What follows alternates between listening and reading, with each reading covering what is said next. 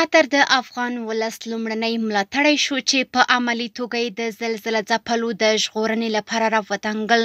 د افغانستان د زلزلې له ویجاړیو وروسته قطر لومړی هیواد دی چې د افغان ولس د مرستې لپاره یې بیړنی اقدام کړی دی. د قطر د کورني امنیت ځواک نړیواله د ژغورنې ډله د پرمخ تللو وسایلو او ځانګړو مسلکي ډلو سره د افغانستان د زلزلې په ځای کې ده، څو د کنډوالو ترمنځ د ژوندیو کسانو د ژغورنې عملیات ترسره کړي او د ټپیانو درملنه وکړي. دا کار د قطر د امیر شیخ تمیم بن حمد الثاني د لارښوونو پر بنسټ ترسره شوی. د لخویا ډلې د ځانګړو وسایلو په کارولو سره د کنډوالو پاکول، د ژغورنې عملیات او د بیړنیو روغتیايي چوپړونو وړاندې کول پیل کړي دي.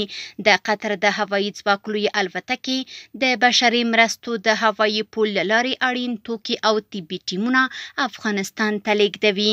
د سور رنګ ژغورنیز موټر او مسلکي ژغورونکي ډلې د غرنۍ سیمې په سختو لارو کې پر مخ روان دي، څو مرستې مخامخ په خپل لاس اخیستمنو کورنیو ته ورسوي.